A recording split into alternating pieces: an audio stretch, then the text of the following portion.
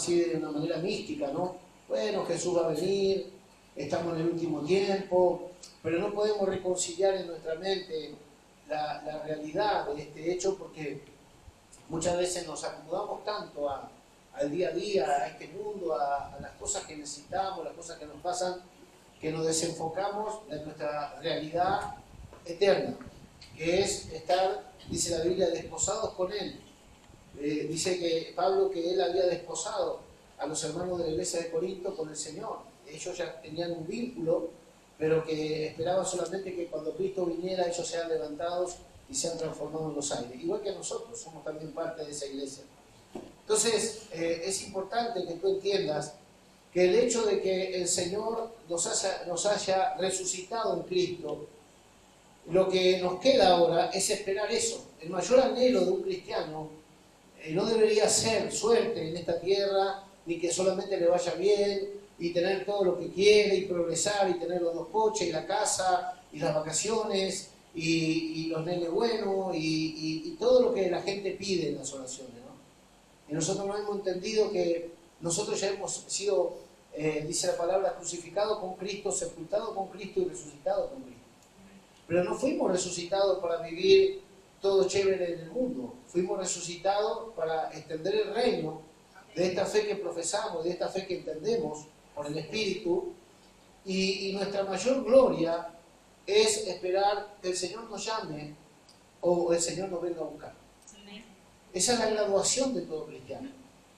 Lamentablemente cuando escuchamos las oraciones que se hacen, que el Señor nos manda a pedir por tantas cosas que necesitamos, pero Dios sabe de qué cosas tenemos necesidad también. O sea, si tú no oraste 5 horas por tus necesidades, no pasa nada. El Señor sabe cuál es tu necesidad. Pero en esa necesidad que tenemos, la mayor es ser conscientes de que debemos velar y orar para que cuando Cristo venga, Él nos halle como Él espera, para que no nos tengamos que apartar de Él avergonzados o no tengamos que quedar. Porque no todos subirán. Hay doctrinas que dicen, no, si tú ya fuiste salvo, ya está todo hecho. La Biblia no enseña así. La Biblia dice que nosotros debemos velar y orar para que seamos tenidos por dignos de subir. Que nuestras vestiduras sean blancas, sean limpias. Esto es un trabajo del sacerdote día a día, en comunión con Dios. Como decía hoy Alexa, que nos mostremos delante de Dios, que reconozcamos los pecados, que nos apartemos de la maldad, que confesemos nuestra falta, que seamos de una sola faz, que no mintamos al Espíritu Santo, porque eso es una de las cosas peores que podemos hacer en tanto estamos en este cuerpo humano. Porque hay pecados por el cual yo no digo que se pida, dijo. ¿Por qué? Porque muchas veces ignoramos. Si Ananías y Zafira murieron por mentir al Espíritu Santo acerca de un diezmo, ¿tú te crees que te va a ir mejor mintiendo al Espíritu Santo, ocultando cosas? No es el diezmo, no es la ofrenda, no es la mentirita piadosa ni la mentirita blanca. Es tener en poco el temor de Dios. Es el no entender para qué fuimos nosotros salvados. El no entender por qué el Señor tuvo que morir en la cruz por nosotros y qué significa el hecho de que nos haya redimido con su sangre, nos haya resucitado juntamente con Él y nos haya dado las arras del Espíritu o nos haya sellado hasta que Él vuelva a buscar la redención adquirida por sangre. ¿Saben cuál es la redención adquirida por sangre que dice Efesios capítulo 1? Es nuestro cuerpo. Y dice la Biblia que el Espíritu Santo nos anhela celosamente. ¿Por qué? Porque somos su templo. Entonces, en los días de nuestra carne, está bien que nosotros vivamos de la mejor forma que el Señor nos permita por su gracia vivir en esta tierra, pero nosotros sabemos que vivimos en propósito. Estamos esperando el día y la hora que nadie sabe, pero que será una realidad en breve. Cristo viene por la iglesia. Entonces, cuando hablamos de que Cristo viene por la iglesia, ¿por qué iglesia viene? Por una iglesia que está en el Espíritu, juntamente con el Espíritu Santo, diciendo, sí, ven Señor, sí, ven Señor. No porque queremos librarnos de este mundo. Como alguien me dijo, la vez pasada, un hermano, me dijo, no, yo me voy a Argentina de vuelta porque acá se viene la guerra. ¿Tú crees que te puedes escapar? ¿Que habrá un rinconcito en el mundo donde tú te puedes esconder de los juicios que vienen sobre la tierra? Nosotros ya fuimos juzgados. Nosotros ya fuimos juzgados. Jesús dijo que cuando veas estas cosas, huye, no bajes ni por la capa, sube al monte. Pero no quiere decir que tengamos que tener un espíritu de cobardía para no tener que atravesar quizá en parte lo que este mundo va a pasar. Aunque yo creo personalmente, y no es una doctrina, yo creo que la iglesia no va a pasar la gran tribulación.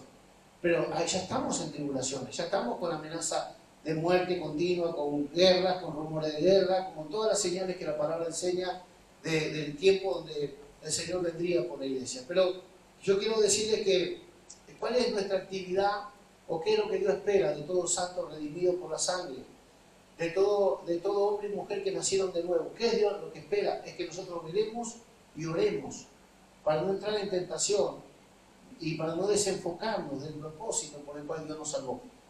Entonces, la redención ya está consumada, pero la salvación todavía no está completada hasta que Cristo venga a por nosotros y nos tome, o se tome a sí mismo en nosotros, o aquellos que durmieron antes sean despertados para resurrección de vida.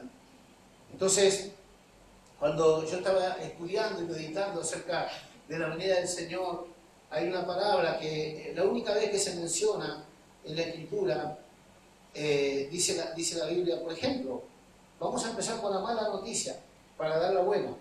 Dice en Primera de Corintios 16, 22, dice, el que no amare al Señor, ¿qué pasa? Sea maldito. Y esto no es un deseo de Pablo, esto no es una maldición de Pablo. Primera de Corintios 16, 22. El que no amare al Señor, sea anatema. El Señor viene. Fíjate el contraste, ¿no? Para nosotros que el Señor venga es una buena noticia. Para el que no tiene a Cristo, el que no ama a Cristo, es una mala noticia. Porque se queda en el estado de maldición y habla de que quedará en un sufrimiento peor que cualquier sufrimiento que nosotros nos podemos imaginar. Porque sabemos que cuando Cristo venga, habrá una gran tribulación en la tierra. Luego que la iglesia sea tomada, dice la palabra que vendrán años de gran tribulación. El que no ama al Señor en los días de su carne, mientras estamos en la dispensación de la gracia, mientras hoy las puertas están abiertas, el Señor toca el corazón, a la puerta y llama, y si alguno le abre, Él entrará y morará con Él. Y Dios está ofertando ese perdón, esa gracia de la cual nosotros disfrutamos a todo hombre, pero lamentablemente, como decíamos ayer, hay mucha ignorancia, hay mucha ceguera, hay un poder engañoso que actúa en personas que están buscando a su forma llegar a Dios y no lo logran porque no aceptan el camino establecido por el Padre, que es Jesús. Entonces toda persona, toda gente que está en una doctrina equivocada, una religión errónea, que cree que está adorando a Dios, yo cuando escucho que algunos dicen, no, pero todos buscan a Dios, todos creen en Dios, todos están en verdad bajo el mismo Dios. No, Dios es soberano, pero no todos están bajo el gobierno del mismo Dios. La Biblia dice que el mundo entero está bajo el maligno, no dice que el mundo entero está bajo la soberanía de Dios, aunque Dios es soberano. ¿Por qué? Porque el Dios de este siglo cegó el entendimiento para que no vengan al conocimiento del resplandor de la gloria de Dios en la faz de Jesucristo. Entonces, nosotros entendemos que ya fuimos redimidos, ya fuimos perdonados, ya fuimos santificados, ya fuimos justificados, ya fuimos resucitados, pero de ahora hasta salir del cuerpo o encontrarnos en los aires con el Señor, nosotros tenemos solamente un enfoque y solamente tenemos un propósito. En tanto que estamos en el cuerpo, serle agradables. Primero. Segundo, en tanto que estamos en el cuerpo, extender el reino y edificar a los santos, salvar las almas en el nombre del Señor. Y velar para que continuamente podamos estar creciendo en gracia y conocimiento de Dios, aún en los días de nuestra carne, porque así como el Señor nos tome o nos despierte en la resurrección, esa va a ser tu estatura. Esa va a ser nuestra estatura.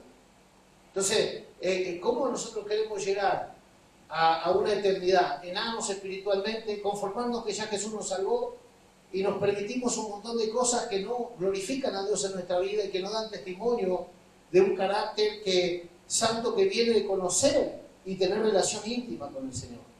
Entonces, tenemos un trabajo. El Señor dio los ministerios a la iglesia para la edificación del cuerpo de Cristo.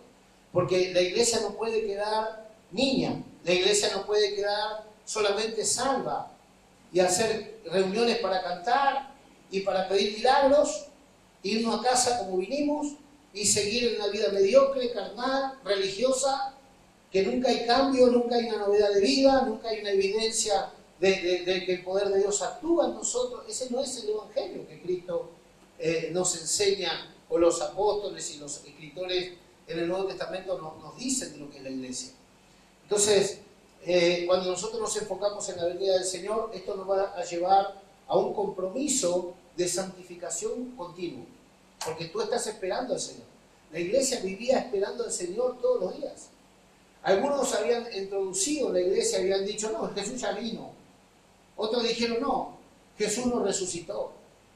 Y se metían herejías dentro de la corriente del pensamiento de la iglesia verdadera, como hoy. Hay tantas filosofías y hay tantas maneras de creer este evangelio glorioso, no que haya muchos, pero hay muchos que lo distorsionan, hay muchos que lo digamos así, lo llevan a su situación personal y ellos no se transforman a la verdad revelada de la Escritura.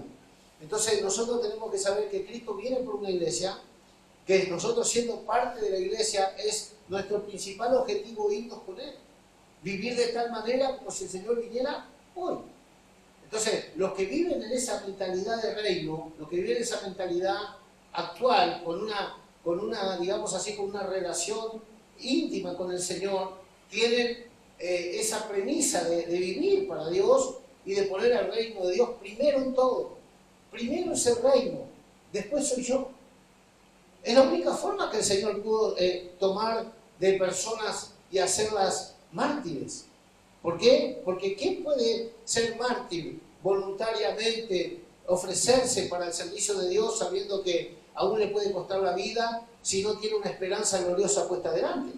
Si no tiene el gozo de la salvación puesta delante, si no tiene la corona incorruptible a la vista, si no tiene el galardón firme con el que el Señor viene a coronar a sus santos. ¿Quién puede motivarse en los momentos de tribulación? ¿Quién puede gozarse cuando todo va mal? Cuando la vida nos golpea. ¿Quién puede alegrarse en las tribulaciones? ¿Quién puede estar siempre gozoso en la prueba? Si no hay tal esperanza. Entonces, el secreto de la iglesia era que ellos sabían que Dios primeramente estaba con ellos, pero que el Señor estaba a la puerta. Y claro, pasaron 2000 y pico de años, y esto ya es un mensaje muy aguado, muy dicho, muy oído. Entonces, ¿es un mensaje más entre los mensajes? ¿O es una doctrina básica de nuestra fe? Llámale como tú quieras. Pero si nosotros no vivimos con tal esperanza, nunca vamos a poder ser la iglesia fructífera y santa que Dios quiere en la tierra. Porque el que no tiene una meta, el que no tiene una esperanza, el que no tiene una motivación correcta, veraz, conforme a la Escritura, confirmada por el Espíritu Santo, ese va a modelar cualquier cristianismo de domingo. No va a tener un motivo, no para vivir, sino para morir. Escucha, porque motivo para vivir, cada uno lo tiene ahí en el mundo también. La gente vive para hacer riqueza, vive para una carrera, vive para un nombre, vive para una venganza, vive para demostrar a los demás cosas. Nosotros no vivimos para eso. Nosotros estamos en este cuerpo con la motivación de morir para el Señor. De morir día tras día para que Él crezca y al final graduarnos cuando Él venga o cuando Él nos despierte. Porque el Señor, así como viene, aquellos que durmieron primero o dormiremos antes, aún así tenemos esperanza de ser despertados para la gloria. Ese es el Evangelio. Entonces, ¿cuál es tu motivación? Cuando tú sueñas con recursos, sueñas con una visión personal, está bien. O sea, Dios nos da la gracia de disfrutar del matrimonio, de los hijos, de la casa, de la profesión, del ministerio incluso. Porque eso es lícito, eso es voluntad de Dios que nosotros le representemos en todo orden de la vida, que el Señor nos ha permitido disfrutar, nos ha permitido administrar cosas, recursos, tiempo, gracias, unciones, sabiduría. Son todas administraciones que hacemos para la gloria de Dios. Pero entiende una cosa, que Dios es glorificado cuando hay muerte. El domingo pasado hablamos de las primicias, todo lo que se siembra, todo lo que sepultamos para Él lo resucitará, multiplicado. Él lo aprobará, lo celebrará, lo recompensará. Y eso se usa en la ofrenda, y no es la ofrenda, es nuestra vida como ofrenda. Porque el Señor con una sola ofrenda hizo perfecto a los santificados para que nosotros también aprendamos el secreto que hay en la rendición, en la muerte en la disposición voluntaria para Dios. Entonces, nosotros tenemos una esperanza gloriosa de que Cristo viene y que si no vino aún en los días de nuestra carne, el Señor tarde o temprano nos va a despertar a la final trompeta. Él dice que seremos levantados con poder.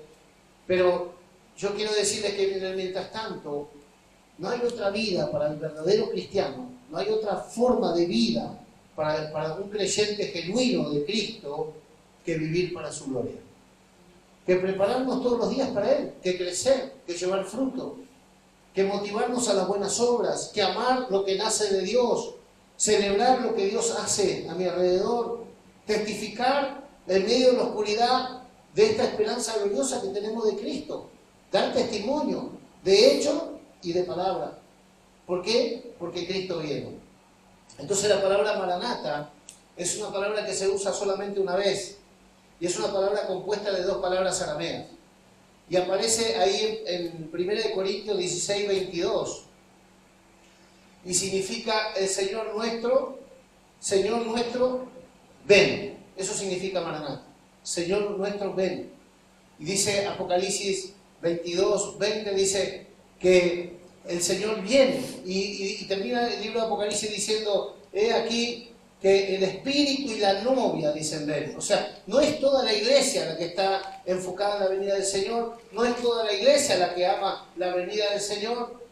Pablo dijo acerca de un colaborador suyo, todos me dejaron, Demas se apartó de mí amando más este mundo.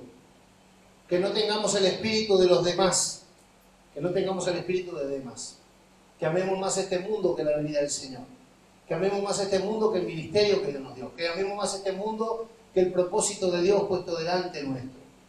Entonces Demas era un colaborador que de algún momento se desanimó porque se entretuvo, se enredó en los negocios de esta vida y el Evangelio ya lo sacaba de la agenda que él tenía. Entonces no pudo servir a dos señores y eligió el mundo. Hay muchos cristianos así, que están con una pata acá y el 80% del cuerpo fuera, su mente fuera, su fuerza fuera, sus recursos fuera, sus gracias fuera, sus dones fuera, y traen la sombra, como dije el domingo pasado, que edifican la casa de Dios con la sobra y no con la primicia. Edifican lo de Dios con lo que les conviene o no les gusta, con lo que sobra y no lo que el Señor demandó. Porque no están poniendo al Señor primero en su vida. Lo tienen al Señor como una opción entre muchas opciones. Ayer hablábamos de que una persona que está en comunión perfecta con el Padre mediante la fe en Cristo, confirmado por el Espíritu Santo, hay un montón de recursos que Dios nos dio para sustentar esa comunión. Hay ministerios, hay unción, hay revelación, hay gracia, hay palabra, hay poder, hay actividad del Espíritu, hay fe, hay revelación, hay discernimiento, cosas que nos, digamos así, nos arraigan y cimentan en Cristo y en su amor. Pero ¿por qué al hombre le cuesta tanto reconocer al Señor y reconocer la obra redentiva y aún más le cuesta saber que Cristo viene? Porque ellos también tienen un poder que opera, que no es el poder del Dios verdadero, es un poder engañoso que Satanás utiliza, herramientas, ministros suyos, demonios, engaño, mentira, cultura, toda clase de recursos de tiniebla para convencerlos en ese error y argumentarles que están en lo verdadero mediante mentira. Y entonces esto hace que el hombre, cuando nosotros vamos con la novedad de vida, cuando vamos con la buena noticia del Evangelio, cuando vamos con testimonio y aún cuando vamos con señales, la gente también tiene sus recursos para contradecirnos, para negar lo que nosotros estamos dando testimonio y para incluso llegar a atacar nuestras vidas violentamente porque está en oposición que nos gobierna a ellos con nuestro Señor. Pero aún así debemos ser valientes y seguir testificando, porque hay mucho pueblo que tiene que ser añadido a la iglesia. Entonces, Maranata, ven Señor, Cristo viene, el Señor se hace presente. Vamos a la palabra allí en Isaías para ver que Dios no cambia. El pacto cambia, pero Dios es el mismo. El Señor vino vez tras vez al hombre. Le decía ayer, mientras ustedes buscan Isaías capítulo 52, verso 5, en adelante, Isaías 52:5. Ayer le decía que el Señor se le apareció a Abraham 3 veces. En el capítulo 12, en el capítulo 15, en el capítulo 17 de Génesis, Dios se le apareció a Abraham. Y cada vez que se le apareció, pactó con él. Cada vez que se le apareció, confirmó el pacto con él. Y cada vez que se le apareció, le reveló algo más acerca del pacto. Cada vez que nosotros tenemos un encuentro con el Señor nos amplía la visión, nos amplía el testimonio dentro nuestro y nos aclara más el propósito eterno con cada uno de nosotros y con su iglesia. Por eso es importante buscar momentos de intimidad con Dios donde Dios se nos pueda revelar y nos pueda aclarar el pacto. Acá dice el Señor en Isaías 52:5, y ahora, ¿qué hago aquí? Dice Jehová. Lo mismo dice Jesús hoy. ¿Qué hago aquí? Mientras mi pueblo está allí abajo, dice que si los tiempos no se acortaran, aún los escogidos se perderían. Entonces, ¿qué hago aquí? Dice el Señor. Ya ha cumplido el tiempo. Dice, ¿ahora qué hago aquí? Dice Jehová. Ya que mi pueblo es llevado injustamente, y los que en él se enseñorean lo hacen aullar. La iglesia está aullando en muchas naciones. La iglesia está gimiendo, la iglesia está perseguida, la iglesia está, digamos así, en riesgo de vida. Pero para el Señor eso es algo como una ofrenda, pero en nuestra humanidad hay cosas que no las vamos a entender. Pero el Señor sabe de nuestra limitación humana, de nuestro sufrimiento, y por eso dice la palabra que si no se acortara aquel tiempo. Dice Jehová, y continuamente es blasfemado mi nombre todo el día, por tanto mi pueblo sabrá mi nombre. Por esta causa en aquel día, porque yo mismo que hablo, he aquí, estaré presente. Jesús es el Verbo.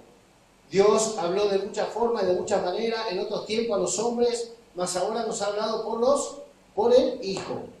También la Biblia dice que Dios nos habla, dice Romanos 1, que Dios por medio de lo creado también habla, o muestra su majestad mediante las cosas creadas. Los estoicos creían esto, de que era un testimonio la creación. La majestad de la creación era un testimonio para el ser humano. Pero dice que sin embargo el hombre no le dio gloria a Dios, sino que le dio gloria a lo creado, a las criaturas.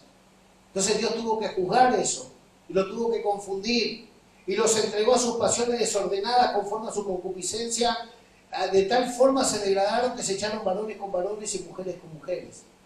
Eso es toda una consecuencia de no glorificar a Dios. Cuando el hombre no está enfocado en dar gloria al Creador y en el vivir para esa gloria, entonces el hombre se degenera, se corrompe. El hombre empieza a tocar, digamos así, a bajar los niveles saludables de pensamiento, de acciones, digamos así, de conciencia, y empieza a zapatear en el barro del pecado, de la iniquidad, y se vuelve en una condición, una sabiduría terrenal, animal y diabólica, que es lo que vemos hoy. Por eso están estos que se creen animales, está esto de tener relaciones fuera de propósito, fuera de orden, no solamente hablando de que no están casados, sino que estamos hablando de tener relaciones sexuales con animales, con muertos. Esto pasa.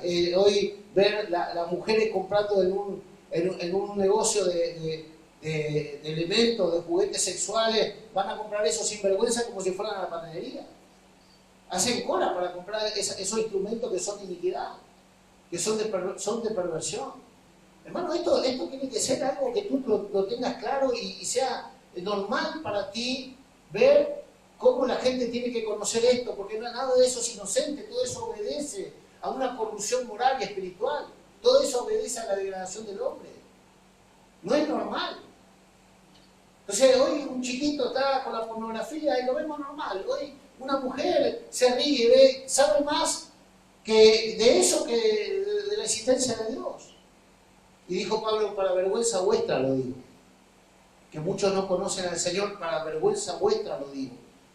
La iglesia, que no está enfocada en el propósito, a su alrededor, deja mucha víctima, deja mucha gente en esclavitud, deja mucha gente a la merced del diablo, porque nosotros fuimos llamados para anunciar esta vida nueva, esta vida abundante que Cristo vino a dar.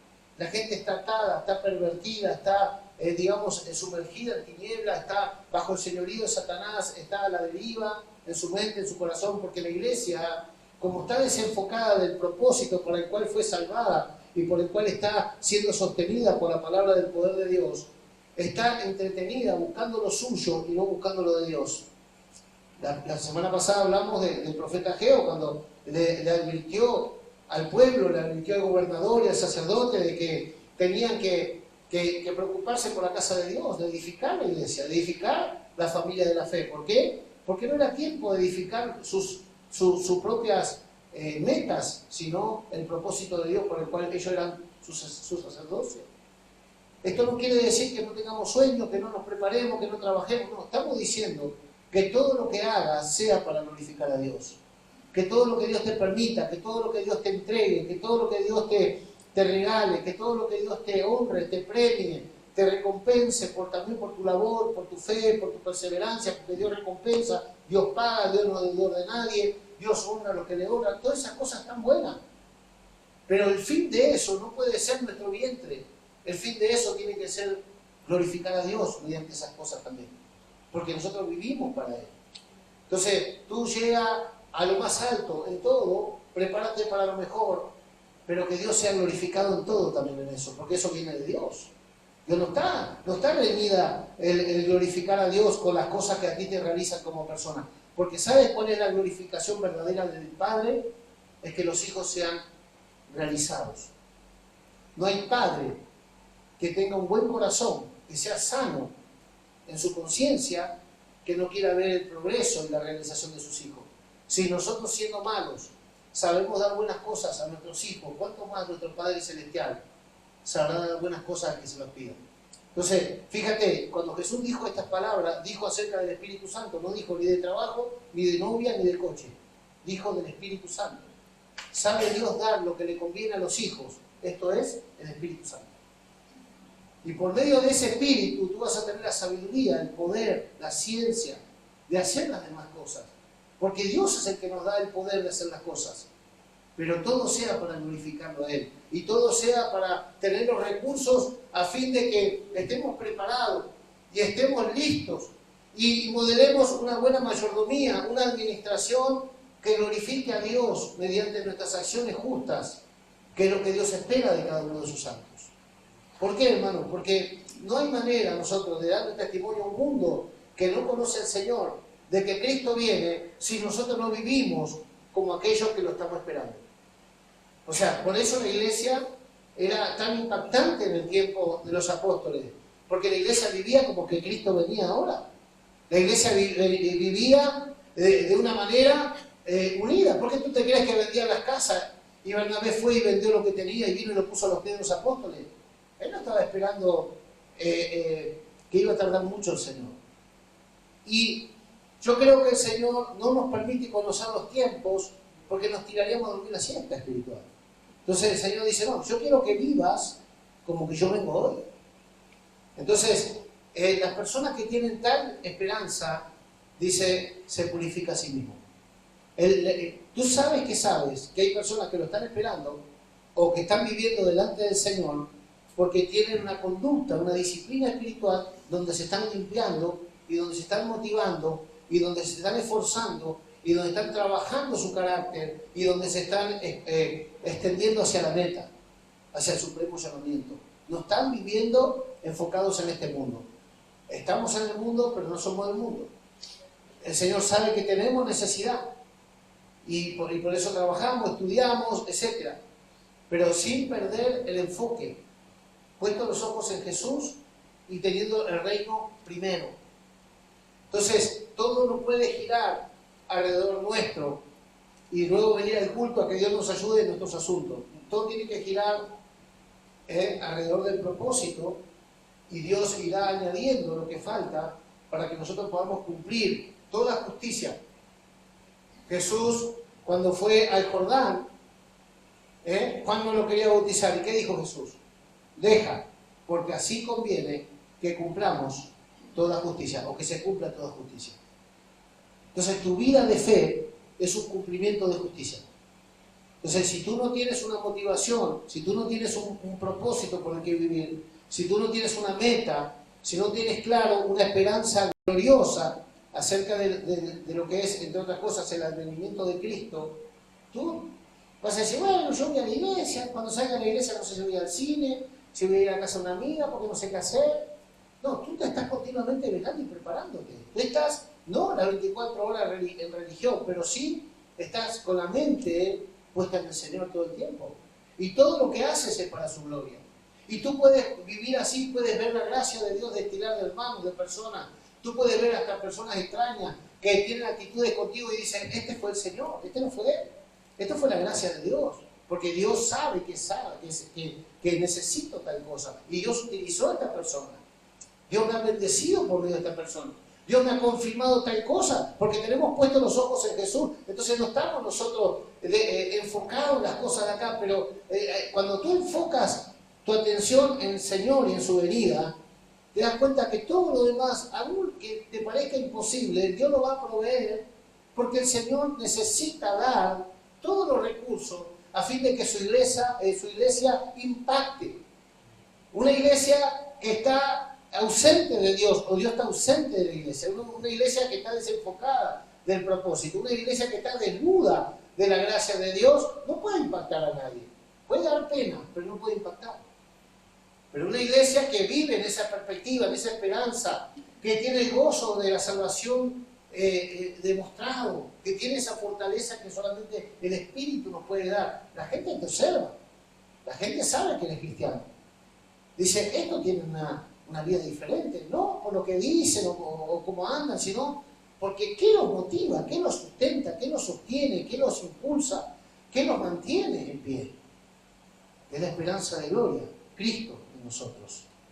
Entonces, hermano, la venida del Señor no tiene que ser una historia mal contada en nosotros, tiene que ser una realidad, tiene que ser nuestra mayor aspiración, irnos con el Señor. Ahora, muchas veces se decía, ¿no? Ven Señor, para sacarme de los problemas. Antes, cuando se predicaba el Evangelio hace 30 y pico años atrás, en Argentina, por ejemplo, no estudies porque ahora viene Cristo, no hagas esto porque ahora viene Cristo. No estamos hablando de eso, estamos hablando que Jesús no te viene a sacar del problema, Jesús viene a manifestar su gloria completa. Porque en parte vemos y en parte profetizamos, pero cuando Él aparezca, lo que es en parte será completado.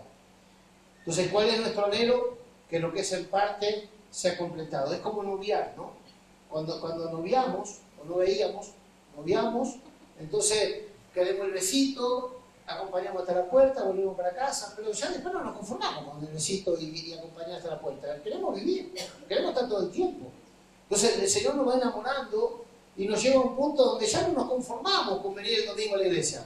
Queremos estar con Él, queremos estar con lo de Él. Entonces nos buscamos fuera de culto entre hermanos, buscamos palabras, buscamos adorar, buscamos orar, buscamos interceder juntos, porque no nos conformamos con ese noviazgo frío, de beso seco, de vernos en foto. No, queremos tener comunión, queremos compartir, queremos convivir, queremos vivir. Ya no nos conformamos con una relación fría, sino que queremos esa unidad completa y perfecta, ese vínculo perfecto de amor que es con Cristo Jesús. Entonces, cuando nosotros hoy estamos disfrutando de un culto, qué lindo que estuvo el culto, me voy con gozo, aleluya. No, porque el Señor me dio paz, me dio gozo. Yo ese versículo ya lo había escuchado. Solamente estamos con las ropas, estamos con las huellas de Jesús en eso. Todavía no, eso no es Jesús.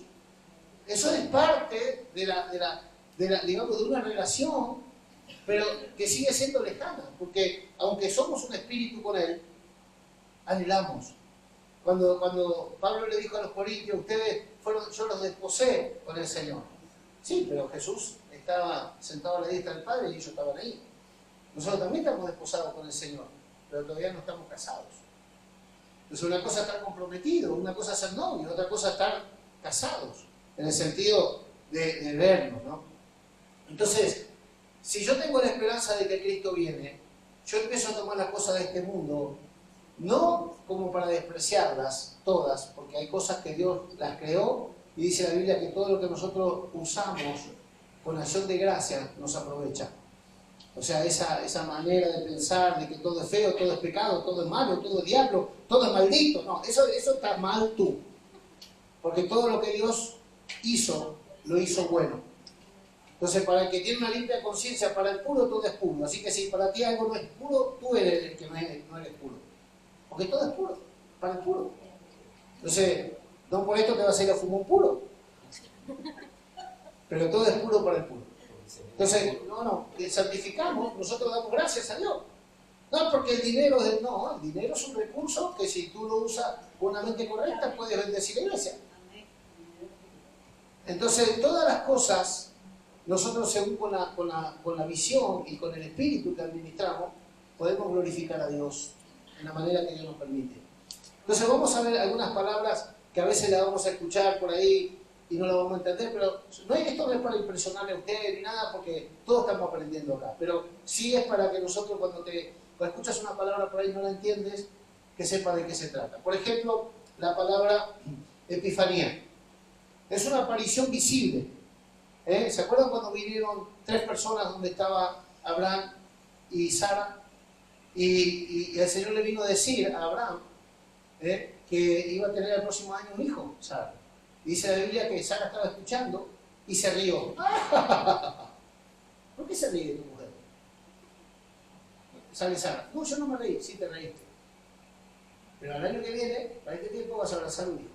Y le vas a llamar Isaac. Risa.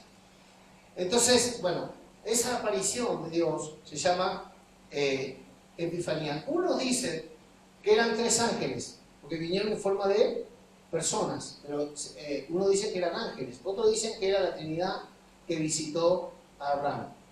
De una u otra forma, es una autorrevelación que Dios hace de su persona y donde manifiesta un pacto y donde le da una profecía que es una realidad para ellos. La palabra Apocalipsis habla de revelación, de un Cristo que ya está glorificado. Por eso Pablo dice a los corintios, cuando yo fui a ustedes, yo me propuse no saber nada entre ustedes, sino a Cristo y a este crucificado o glorificado ya. ¿Por qué? Porque ya si a nadie conozco según la carne, y aún si a Cristo, que Pablo no lo conoció en la carne, dice, pero si aún a Cristo lo hubiese conocido así, ya no le conozco así. A mí se me apareció glorificado, resucitado. Y Pablo había subido al tercer cielo y lo había visto como él estaba. Por eso dice, ya no le conozco así, yo le conozco como lo vi. Por eso digo que, ¿por qué tenemos que estudiar las cartas apostólicas? ¿Por qué tenemos que estudiar no solamente el Evangelio, sino aquellos que tuvieron una relación con un Cristo glorificado? Porque cuando el otro día le decía a Michel que Apolos era vehemente, Apolo era solícito en predicar, era un hombre valiente, era un hombre que daba testimonio por todos lados, pero él tenía un mensaje limitado, él tenía una medida de revelación. Y le tuvieron que ir a decir que había Espíritu Santo. Había unos que habían creído en un evangelio, pero que todavía no habían sabido todo lo que estaba aconteciendo. Porque ¿cuántos saben que el Espíritu Santo sigue trabajando? Entonces, en el año 2000 más o menos, Dios empezó a restaurar el ministerio apostólico y profético, y muchos se cerraron a ese mover de reforma, a ese despertar. Muchos se quedaron quietos, guardando la tradición, y siguen en su tradición y defienden a capa y espada su verdad, entre comillas. Pero, hermano, la iglesia de hoy necesita de los 5 ministerios, porque el poder de las tinieblas, la iniquidad, la maldad del hombre, no es igual que hace 100 años atrás. Entonces, ayer hablamos que el mundo de las tinieblas, o el reino de las tinieblas, tiene adivinos, tiene profetas, tiene brujos, tiene hechiceros, tiene gente pervertida, tiene inmoralidad, tiene señales, hace milagros, sana. Eso lo hacen los brujos. Entonces, imita todo lo que es de Dios. Y una iglesia que solamente se congrega para cantar el mismo coro, leer el Salmo y rezar el Padre Nuestro, contra esa medida de tiniebla no puede. Tú no puedes. Mira, aquí en esta ciudad, en Vilanova, nosotros hace 26 años o 25 años que estamos. Todavía nos han quebrantado las potestades que operan en esta ciudad. ¿Cuántas iglesias hay? ¿Cuántos pastores pasaron por acá? ¿Cuántos siervos de Dios de fuera vinieron? ¿Cuántos actos proféticos hicimos? No se ha roto la potestad que hay. ¿Y tú te crees con una iglesia donde viene el abuelito con el saco azul a enseñarnos la doctrina básica? Tú vas a romper en el mundo de las tinieblas lo que tiene que romper para que la gente sea libre en su pensamiento y pueda escuchar la palabra y pueda determinarse a seguir a Jesús. Entonces tenemos que abrir un poquito la mente, tenemos que entender que Dios nos dio armas poderosas para la destrucción de fortalezas que se levantan contra el conocimiento de Dios en las mentes. ¿Y para qué Dios entonces nos dio los recursos de los 5 ministerios? ¿Para qué el Señor entonces nos dio la promesa del Espíritu Santo? ¿Para qué el Señor nos da el discernimiento? ¿Para qué el Señor nos da la profecía? ¿Para qué el Señor nos da la intercesión profética? ¿Para qué el Señor nos da la adoración profética? Son todos recursos, son armas para la destrucción masiva de fuerzas de las tinieblas contra la iglesia. Pero eso es otro tema.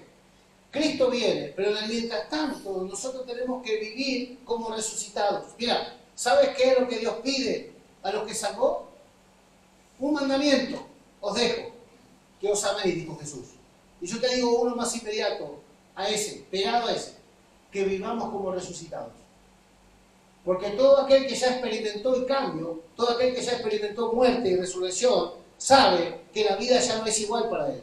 ¿Sabe para quién la vida sigue siendo igual que antes de ser cristiano? Para el que nunca nació de nuevo.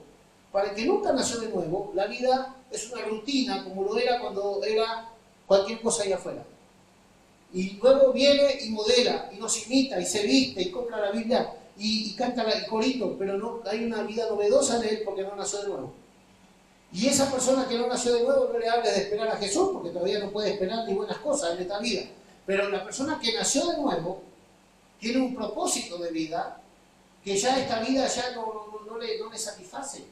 Ya la vida que llevaba no es lo mismo, porque ahora él experimentó muerte y resurrección. Ahora tiene un espíritu nuevo dentro de él, tiene un corazón limpio, tiene una mente óptima para discernir, para entender, tiene una conciencia que ya fue limpiada por la sangre y ahora es más sensible a la maldad, al pecado, a lo que nos separa de Dios, porque hay discernimiento. ¿Y cómo en un estado de resurrección, de resurrectos, podemos seguir viviendo como vivíamos antes? Es la pregunta del millón esa. ¿Cómo podemos seguir viviendo con los mismos patrones de pensamiento que cuando estábamos muertos en delito y pecado, si decimos que hemos resucitado y que somos de arriba? Entonces, el que ha resucitado y sabe que tiene una vida nueva, ya no puede volver atrás. No, es que no quiere. Es que no entiende, ya sabe que ese no es su lugar. Tú te encuentras en conversaciones que no son de tu vida nueva.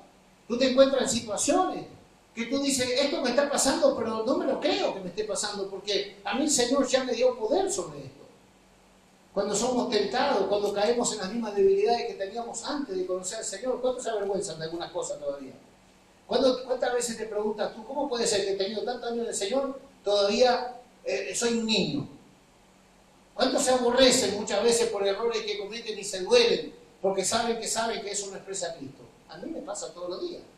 Yo todos los días me siento que me tengo que ir a los pies del Señor. Necesito orar, necesito pedir perdón, porque hay cosas que me brotan de la carne, que no es Dios.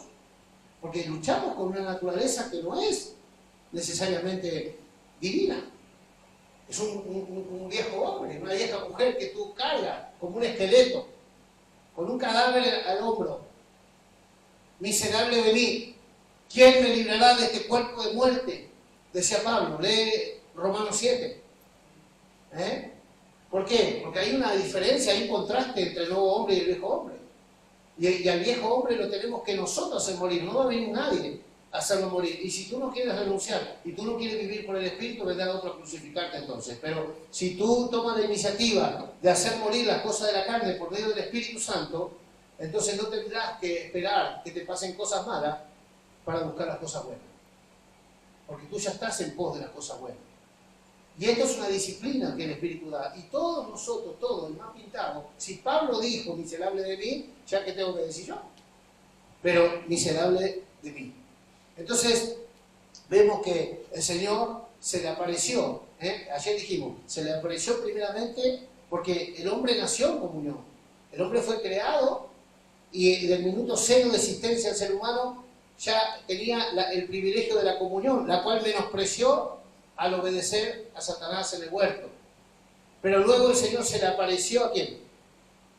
Que está escrito, quizás también se le había aparecido a Enoc, porque antes de Abraham, Enoc, dice la Biblia que desapareció de la mano de Dios. O sea, muy probablemente se le haya aparecido a Enoc, porque dice que ellos hablaban, ellos eran amigos, Y un día Enoc se fue a caminar al campo y desapareció de la mano del Señor. O sea, que para que desaparezca Enoc de la mano de Dios se le tuvo que haber aparecido. Pero la palabra que aparece en la Biblia, que como evidencia de que se apareció claramente, es cuando se le apareció en el capítulo 12 de Génesis a Abraham. Capítulo 15 se le vuelve a aparecer, capítulo 17 se le vuelve a aparecer. Después se le apareció, como en el capítulo 23 o 24, se le apareció a Isaac. Después se le apareció a Jacob, en el 28, 15 más o menos se le apareció a Jacob. Después se le apareció a José, por medio de revelaciones. Entonces José profetizó acerca del futuro de Israel y acerca de sus huesos. Y le dijo, me sacan los huesos de acá de Egipto y me los llevan con ustedes a Canaán, porque yo sé que el Señor los va a libertar. Después se le apareció a Moisés. Y Moisés profetizó aún de Cristo.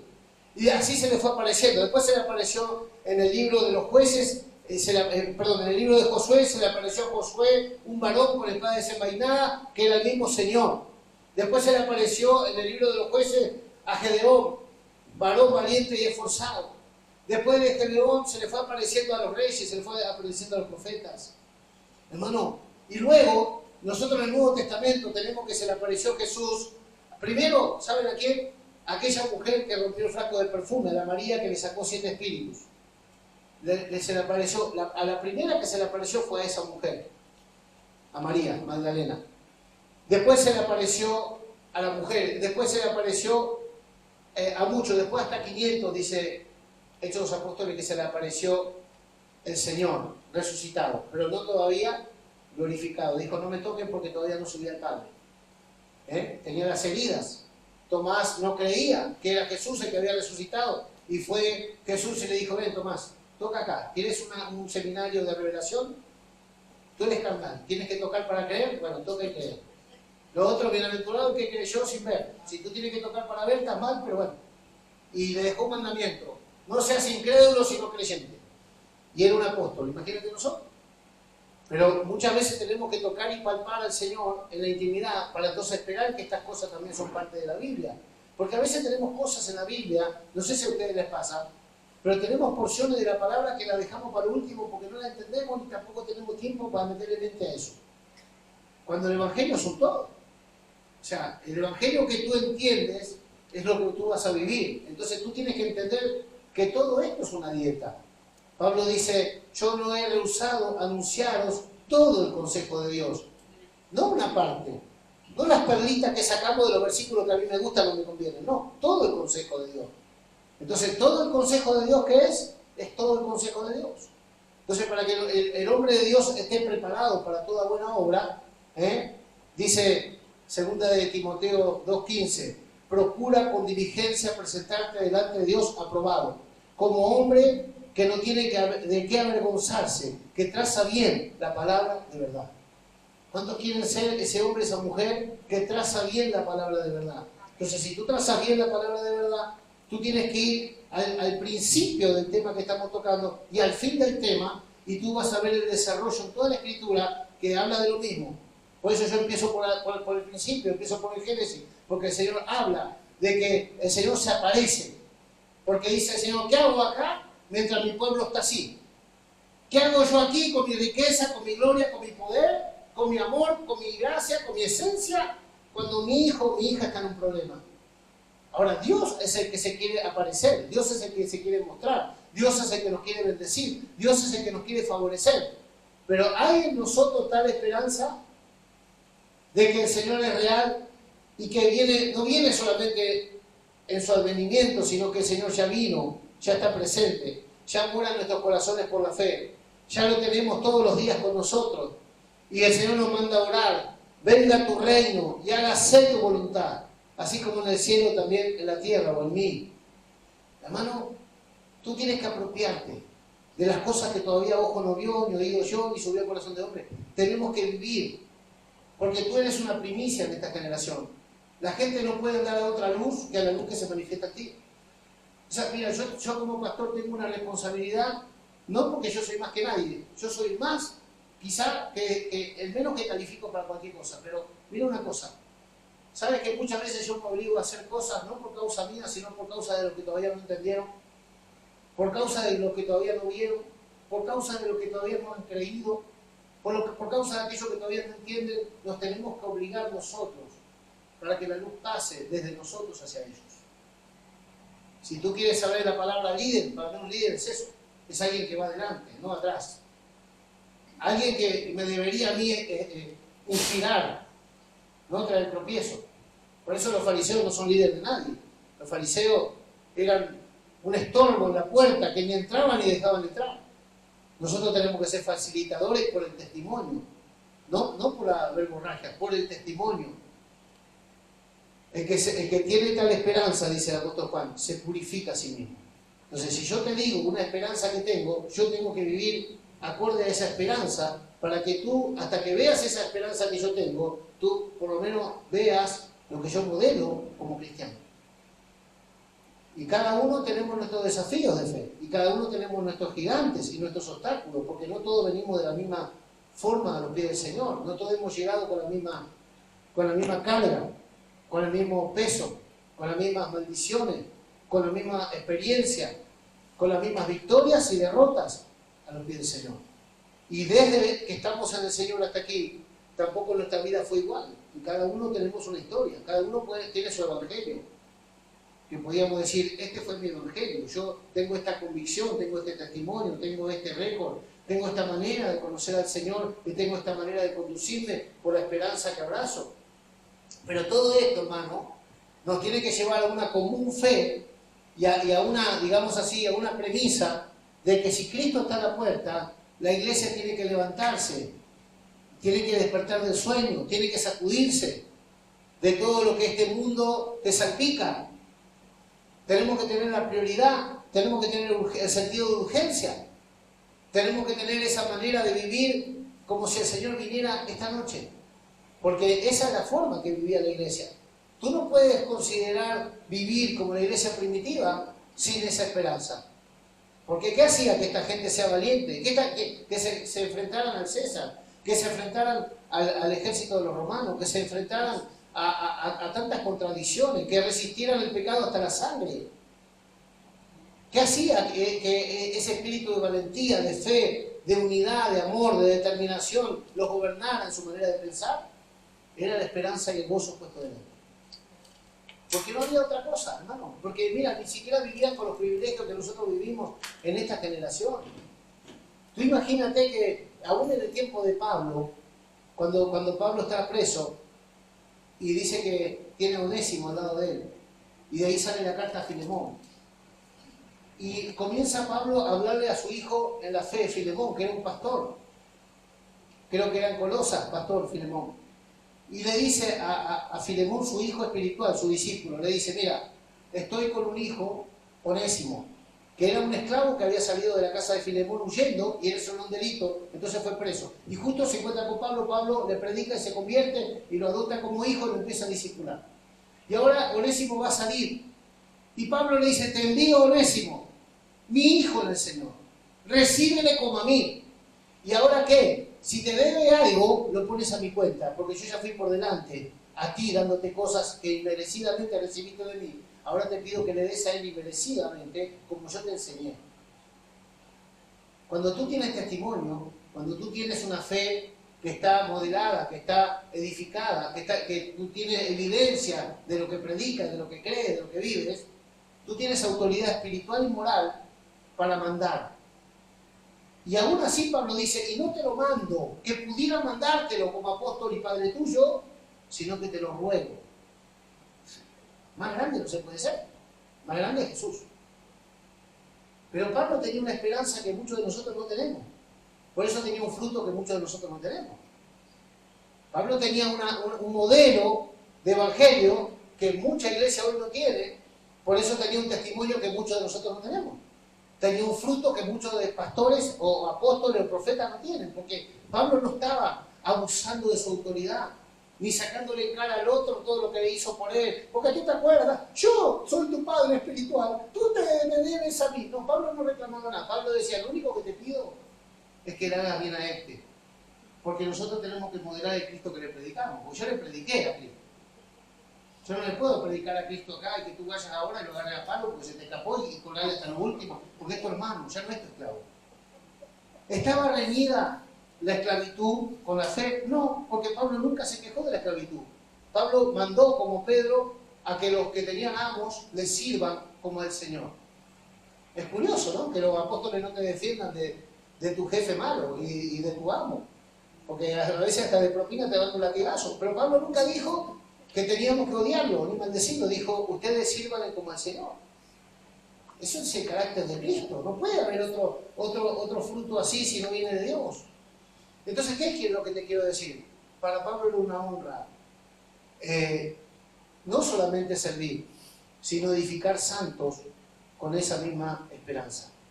Para Pablo era un gozo producir ese tipo de fruto. Y hermanos, nosotros no vamos a producir mejor fruto si no somos mejor árbol. La Biblia dice que somos plantíos de Jehová. La Biblia dice que tenemos la naturaleza de Él. Termino. Mira, vamos a leer aquí, cuando Jesús mismo habla de su venida. El Señor nos ayude, que podamos nosotros entender que según lo que nosotros vemos, es en la medida que somos transformados. No es lo que nos imaginamos, no es lo que pensamos a nuestra propia manera de leer la Biblia, sino lo que podemos ver por el Espíritu. A esa imagen nos vamos a transformar. Vamos a leer Mateo 24, 19 y vamos a orar. Quiero motivarte, hermano, a que empieces a meditar en estos versículos, y el miércoles voy a seguir, y si Dios no lo cambia el fin de semana, porque quiero que nosotros aprendamos a vivir en revelación, o que crezcamos en revelación, para poder modelar un Cristo resucitado y no vivir de historias. Mateo 24, 19. Mas hay de las que estén encintas cuando Cristo venga, y de las que críen en aquellos días. Mateo 24, 19.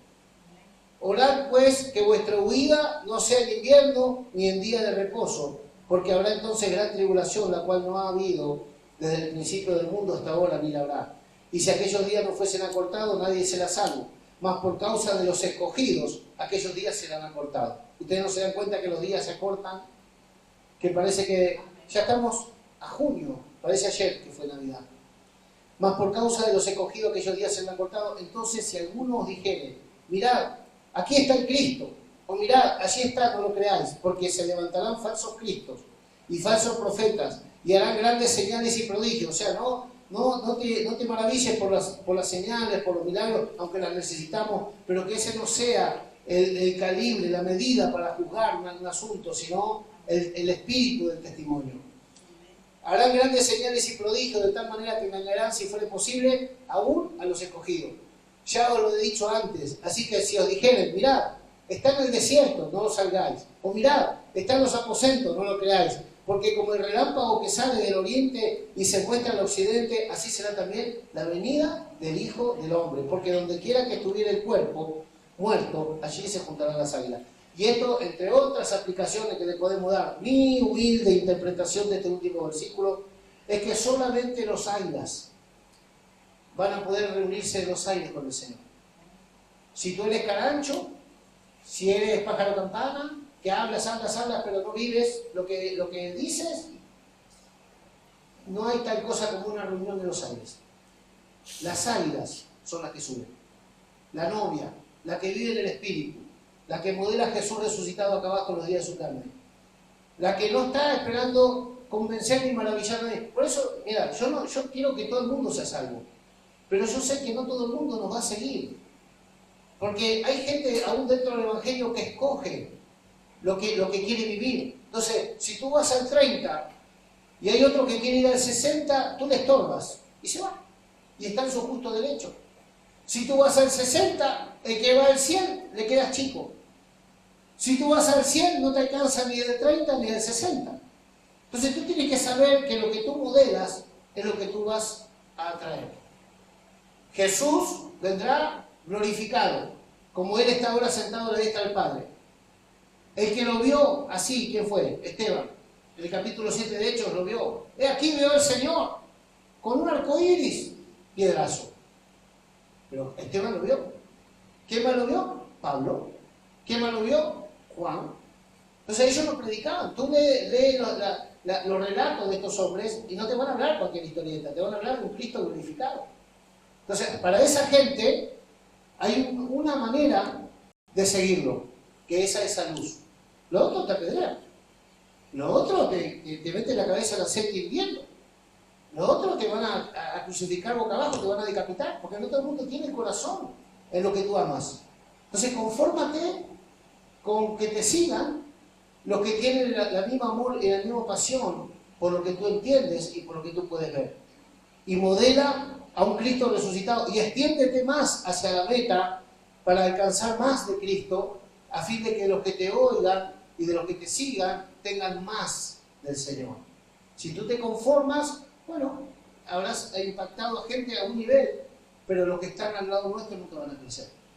Y como dije la vez pasada, para que nosotros podamos proveer algo mejor al pueblo, tenemos que nosotros no transfigurarnos, porque nosotros nunca fuimos Dios, pero sí renovarnos en el espíritu de entendimiento, permitir que el Espíritu Santo nos regenere, nos transforme, nos edifique, nos modele cada vez más a Jesús, para que entonces los que están con nosotros también sean afectados, sean seducidos a una vida espiritual y podamos también aportarle a fin de que ellos también puedan crecer y aprobar lo mejor delante del Señor. Esa es la tarea.